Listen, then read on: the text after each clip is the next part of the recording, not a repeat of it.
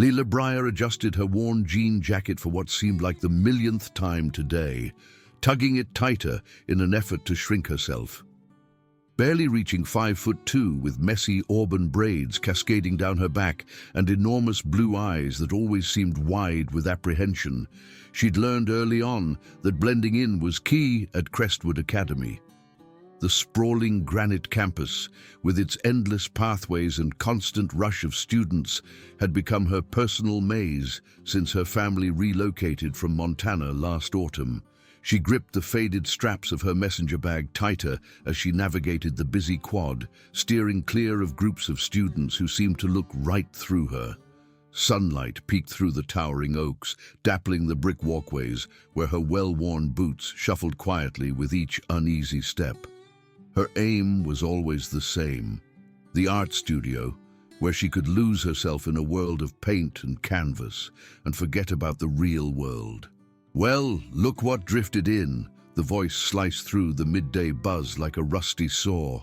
Lila's stomach clenched as she recognized the mocking drawl of Chase Sterling, the undisputed ruler of Crestwood Academy. Towering at 6'3", with perfectly tousled brown hair and an air of entitlement that only came from a lifetime of getting everything he wanted, Chase drew attention like a magnet. His designer bomber jacket strained across his muscular frame, and his dark eyes held a chilling smirk that made Lila's blood run cold. He was backed by his unwavering sidekicks: Rocco the Rock Moretti, a burly guy with a buzz cut and a perpetual sneer, and Nicky DeMarco, whose slicked-back blonde hair was as sharp as his wit. Together, they formed a menacing wall that blocked Lila's way to the art studio. "Check it out, fellas, it's the art geek," Chase continued, his voice dripping with fake concern. "Still trying to hide in that old rag you call a jacket?" Lila's heart pounded in her chest as she tried to step around them, but Rocco moved to cut her off. Students began to slow down, sensing trouble, but no one dared to get involved. This was Chase's kingdom, and everyone knew better than to challenge him. "I'm trying to get to class," Lila mumbled, her voice barely audible over the chatter. "What was that, Breyer?" Chase cupped his ear dramatically. "I can't hear you over all that mumbling. Maybe if you dressed a little nicer, people might actually care what you have to say." Nicky snickered, and Rocco cracked his knuckles. The sound made Lila flinch, a reaction that only seemed to egg them on further. What they didn't know, what no one at Crestwood knew, was that Lila had been practicing Aikido since she was 7 years old. Her mother, a former martial arts instructor, had insisted she learn to protect herself after a frightening incident in their old neighborhood. For years, she had trained diligently, learning to use an attacker's force against them to defend herself with grace and precision. But she couldn't use those skills. Not here. Not against other students. Her mother had always emphasized that martial arts were for self-defense only, not for settling petty disputes. "Always choose diplomacy first," she had reminded her countless times. "Use your words if you can. Only fight if you have no other choice." So she endured. Day after day, week after week, she swallowed her fear and her training, hoping things would improve, hoping they would tire of her and move on. She was wrong. The incidents began subtly. Chase would accidentally knock her art supplies out of her hands in the hallway, sending paintbrushes and pencils tumbling across the floor while students walked past without a second glance. Rocco would bump into her hard enough to send her staggering into lockers, the metal clanging, echoing through the halls. Nicky would make snide remarks about her artwork whenever she passed, each word carefully designed to sting. The student union became a danger zone. Lila learned to time her visits carefully, waiting until Chase and his gang were already seated before venturing inside. She would grab a smoothie and find a quiet table in the corner, hoping to enjoy a moment of peace, but peace was a luxury she couldn't afford. "Hey, Breyer!" Chase's voice echoed across the student union during lunch on a particularly miserable Wednesday. "Why don't you come join us?" We promise not to bite too hard." The entire student union turned to stare as Lila froze, her mango smoothie halfway to her lips. Heat crept up her neck as dozens of eyes focused on her, waiting to see what would happen next. She could feel her hands trembling as she slowly lowered her drink. "I'm fine here. Thanks," she managed to say, her voice sounding braver than she felt. "Oh, but I insist." Chase stood up, his chair scraping loudly against the floor. "Rocco, Nikki, why don't you go escort our little friend over here?" The two boys rose like well-trained dogs, their grins predatory. Lila's muscles tensed, her body instinctively shifting into a defensive posture before she could stop herself. She forced her shoulders to relax, her hands to unclench. She couldn't fight. Not here. Not now. As Rocco and Nikki approached, she grabbed her messenger bag and hurried toward the exit, leaving her unfinished smoothie behind. The sound of their laughter followed her out of the student union, echoing in her head long after she had escaped to the sanctuary of the library. Mr. Davies, the librarian, looked up from his computer with a concerned frown. "Lila, is everything all right, dear?" "I'm fine," Lila lied, finding a quiet table near the back. "Just wanted to get some reading done."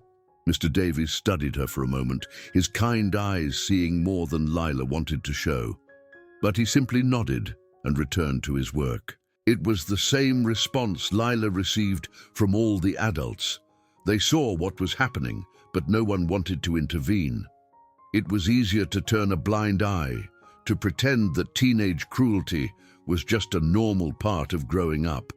The gymnasium was another minefield. During mandatory team sports, Chase would accidentally throw dodgeballs at her head, the rubber spheres hitting her with painful smacks that made her vision blur. Coach Thompson would blow his whistle and call it an accident, but the smirk on Chase's face told a different story. "Sorry, Briar," he would say with fake sympathy. "Guess you need to work on your dodging skills." If only he knew about her dodging skills. If only he knew that she could have caught that ball and thrown it back with enough force to knock him off his feet. But she gritted her teeth and rubbed her aching head, saving her anger for her punching bag at home.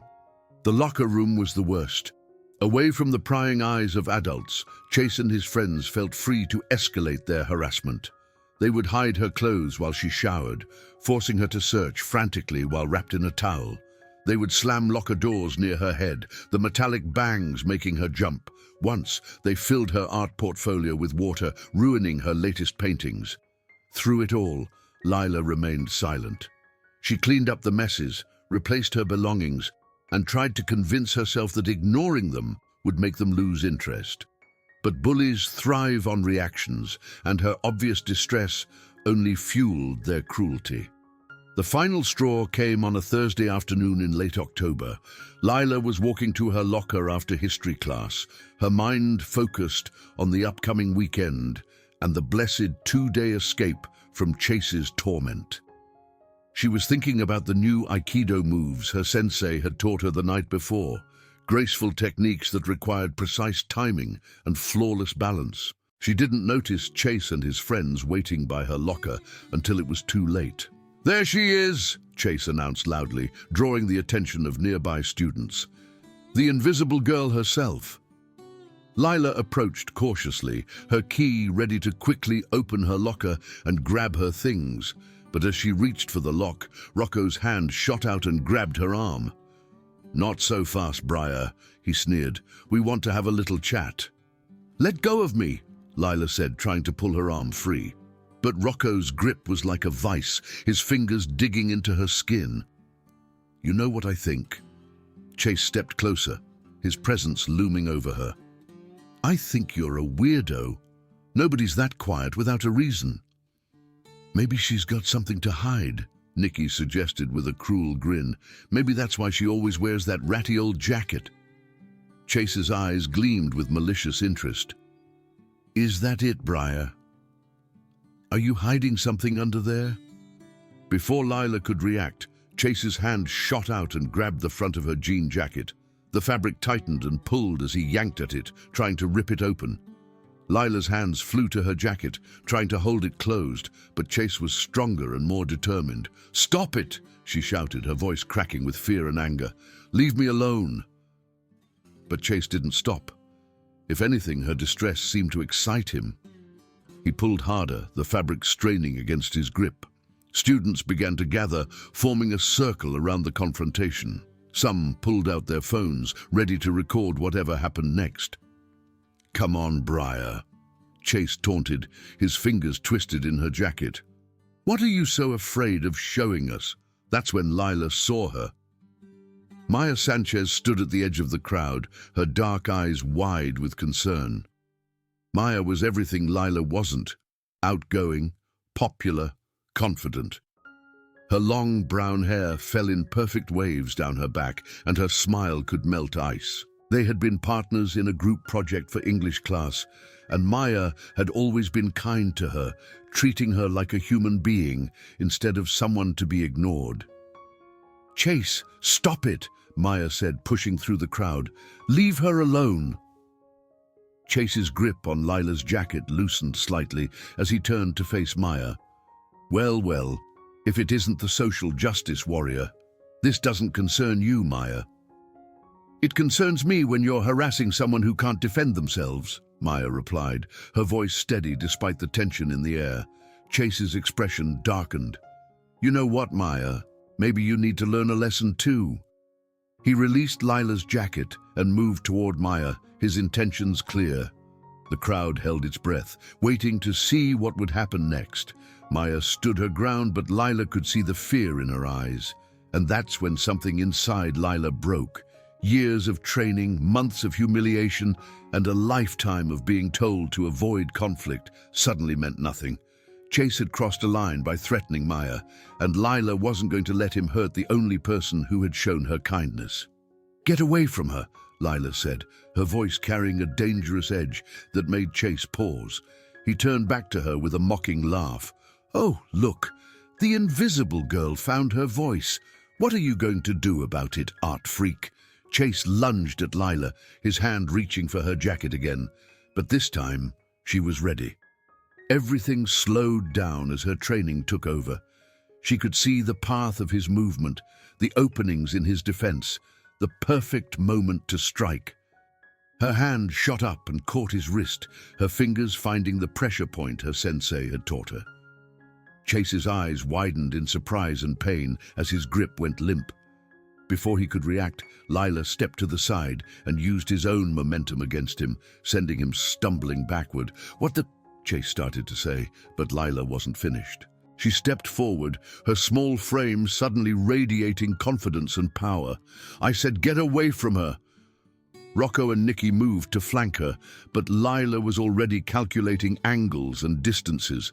When Rocco charged at her, she sidestepped and swept his leg, sending him crashing to the ground.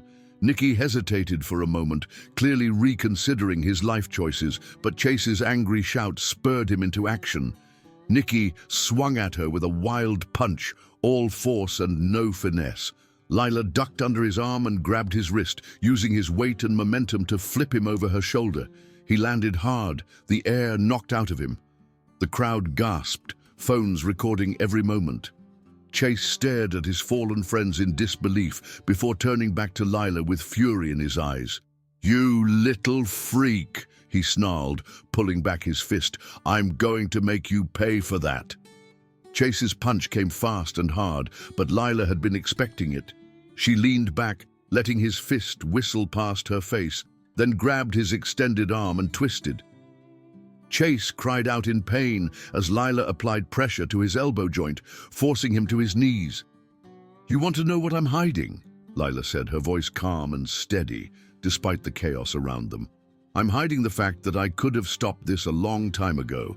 I'm hiding the fact that I've been trained to defend myself, and I chose not to because I thought you might eventually grow up." She applied more pressure, and Chase gasped in pain. "But you just made a mistake. You threatened someone I care about, and now I'm done playing nice." Chase tried to break free, but Lila's grip was unbreakable. She had him completely at her mercy, and everyone in the hallway could see it. The great Chase Sterling, ruler of Crestwood Academy, was on his knees and helpless. "Please," Chase whimpered, his cocky facade crumbling. "Please, I'm sorry. I'll leave you alone." For a moment, Lila felt the urge to hurt him, to make him pay for every insult, every moment of fear, every tear she had shed because of his cruelty. She could feel the power coursing through her, the knowledge that she could break his arm with a simple twist of her wrist. But she didn't. Instead, she looked down at him with something that might have been pity. "I'm not going to become like you," she said softly. "But if you ever touch me or Maya again, if you ever hurt someone who can't defend themselves, I won't be so forgiving next time." She released him, and Chase scrambled backward, clutching his arm. Rocco and Nikki were already struggling to their feet, their faces red with humiliation and pain. "Are you okay?" Maya appeared at Lila's side, her eyes shining with admiration and concern. "I'm fine," Lila said, suddenly aware of all the eyes on her. The hallway was silent except for the sound of Chase and his friends retreating, their reputations in tatters. "That was amazing," Maya whispered. "Where did you learn to do that?" "My mum taught me," Lila replied, her hands still shaking from the adrenaline. "She said I should only use it to protect myself or someone I care about." Maya's smile was radiant. "Someone you care about?" Lila felt her cheeks flush, but she nodded. "Yeah, someone I care about." The crowd began to disperse, students whispering excitedly about what they had just witnessed. The story would spread through the school like wildfire, but for once, Lila didn't mind being the center of attention. In the days that followed, Crestwood Academy felt like a different place. Chase and his friends gave Lila a wide berth, their eyes glued to the floor whenever they crossed paths in the hallway. The casual cruelty that had once been their trademark was replaced by nervous glances and hushed conversations. Other students began to approach Lila with newfound respect. Some wanted to know about her training, others simply wanted to be associated with the girl who had taken down Chase Sterling. She found herself invited to sit at different lunch tables, included in conversations she had never been part of before. But the most significant change was her relationship with Maya. What had started as a group project partnership had blossomed into something deeper. They spent their afternoons together, talking about everything from their favorite artists to their hopes for the future. Maya had a way of making Lila feel seen and appreciated, not just for her fighting skills, but for who she was as a person.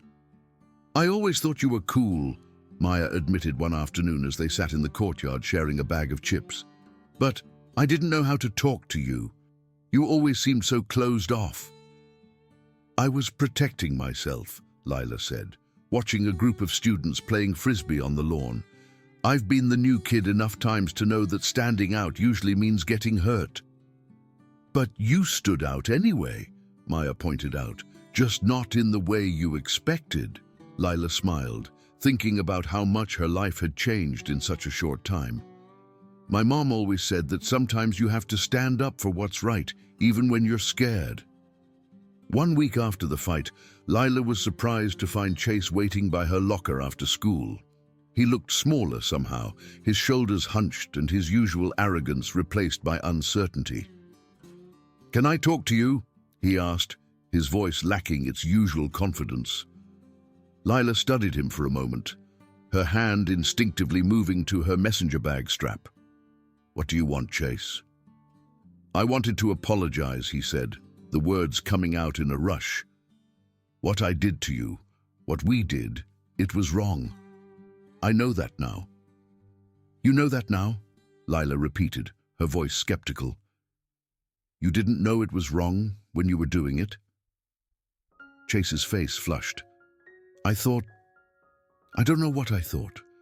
I guess I liked feeling powerful, and you were an easy target. But seeing you stand up for yourself, seeing how brave you really are, it made me realize how pathetic I was being." Saying sorry doesn't erase months of harassment, Lila said firmly. It doesn't undo the fear or the pain. I know, Chase nodded. I can't change what happened, but I can promise it won't happen again, to you or anyone else. Lila considered his words, seeing something in his eyes that she hadn't seen before. Genuine regret.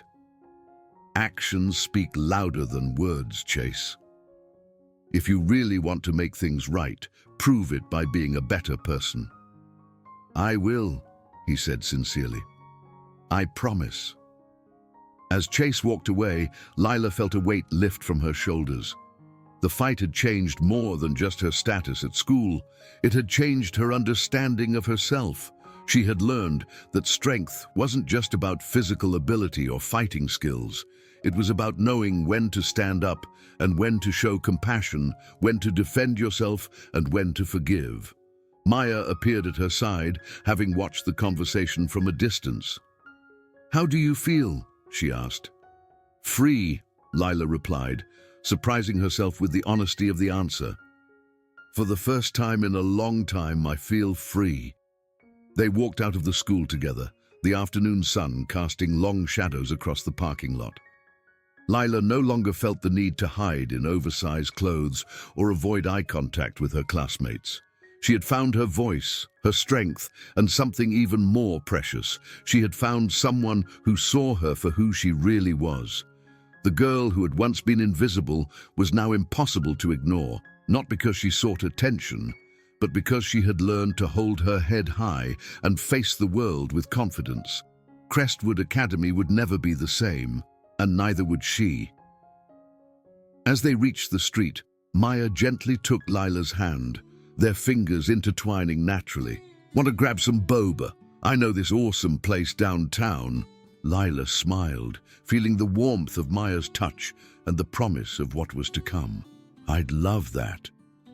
The story of the quiet girl who fought back would become legend at Crestwood Academy, passed down through generations of students who heard whispers in the hallways about the day everything changed. But for Lila, it wasn't about becoming a legend. It was about finding the courage to be herself, to protect those she cared about, and to never let anyone make her feel small again.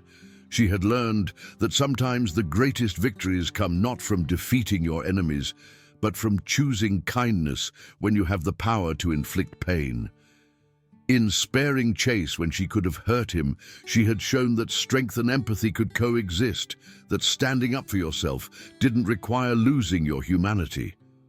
The bullies had grabbed her jacket and shouted, expecting her to cower as she always had. Instead, she had fought back against their cruelty and found something infinitely more valuable than revenge. She had found herself. Character count 21236.